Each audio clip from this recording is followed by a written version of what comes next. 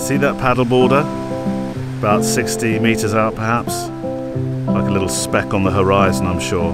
A lot of flotsam last night around here. I'm not quite sure which of the flotsam is a salty and which of the flotsam is flotsam. And if you don't know what a salty is, that's a crocodile. Not sure I'll be paddleboarding this morning. Do you know, the reality is you're more likely to be killed by one of these, from one of these, than you are by a saltwater crocodile or a snake bite in this country.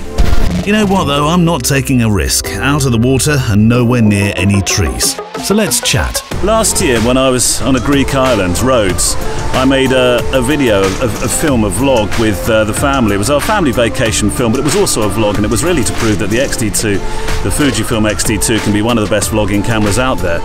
And I'm holding the XT2 again this year, but it's 3 weeks into our vacation, slightly longer one this year, 4 weeks, and we're down under. We're in Australia at the moment. We're in Port Douglas, home of the salty croc and various other critters. And I haven't really made a film.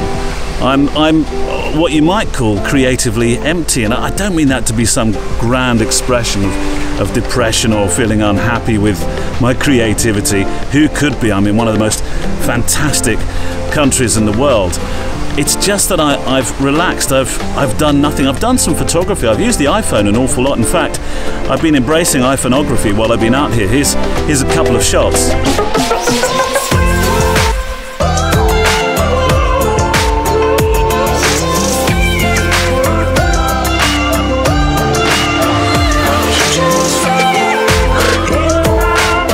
This year I managed to switch off, which is something I don't regularly do. I mean, I'm walking along 4 Mile Beach at the moment.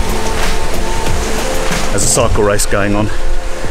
I love 4 Mile Beach. I love everything Australian really, because Australians sort of speak it as it is. I mean, it's 4 miles long, it's 4 Mile Beach. Anyway, I digress. So this year I managed to switch off, which is something I don't regularly do. I'm usually busy just being, well, busy. And to actually have 3-4 weeks to switch off is quite an alien concept to me. But Australia, you got me. You showed me that life can be 100 frames a second on a 25 line. You proved to me that sometimes it is good to stop, look around, take stuff in, go for a train ride or two with your family. So, we're going to do the scenic world thing, are we, folks?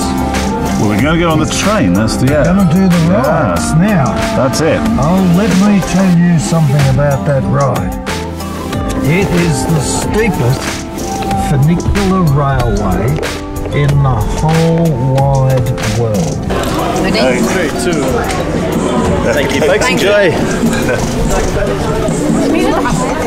World's steepest railway.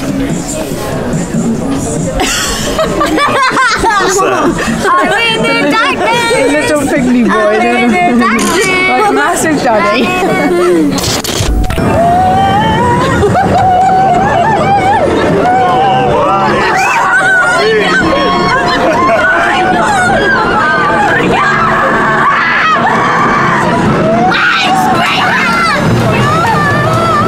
Hold on to your hats, hold on to your stomachs. If wearing your heart in your mouth is one thing, back in Sydney, it's positively encouraged when you go out to eat, to wear your food in your lap.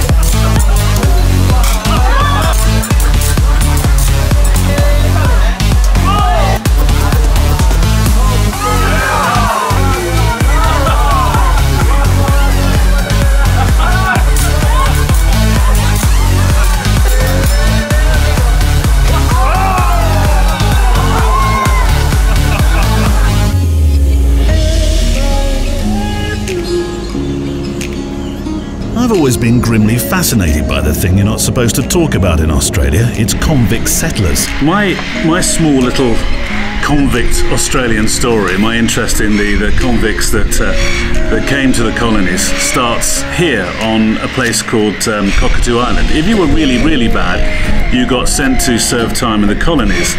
If you were really, really, really, really bad, you got sent to serve time next to these f***ing seagulls. Let's go and find somewhere quieter. Focus, yes. Okay, apologies. First of all, I should not have said seagulls. I should have said gulls. There's no such thing as a seagull. You can only get black-headed gulls, herring gulls, so on and so forth. I have my friends Nats and Kevin to thank for ingraining that one in my memory. Anyway, they were dive bombing me outside. I was literally being dive bombed by 2, 3, 4. They all then joined in, all protecting eggs around the island. There's so many gulls here.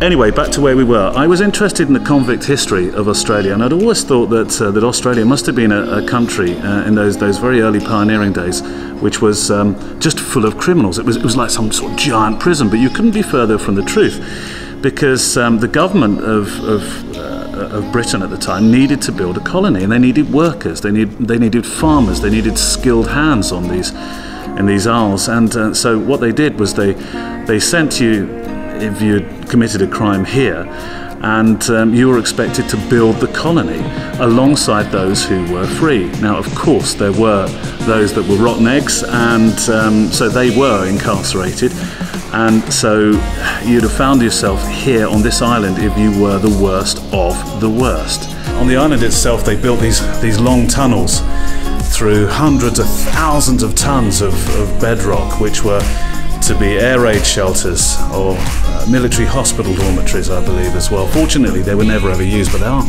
they are truly quite spooky, particularly if somebody were to do something silly like turn off the lights or something like that. All right, very funny, turn them back on.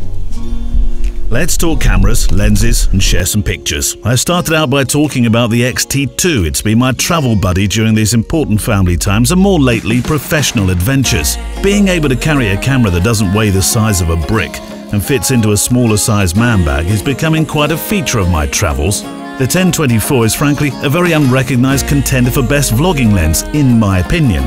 I took that, a 50 and a 35. I think I used the 50 a handful of times and the 35 a few less. Having a camera is about using the darn thing, not just when pound notes are crossing your palms, and it's taken me an age to learn that, it seems. And yes, I love my iPhone too. In the restaurant, when we were throwing food around, I only had the phone, but I want to finish this film by sharing more from the Fujifilm XT2. Whether that gets firmly nudged aside by my XT3, I don't know, but I do know this. I'm gonna miss Australia. These two friends, Darren and Nats. I'm sorry to leave so much love behind. Some of it sadly had to come back, of course.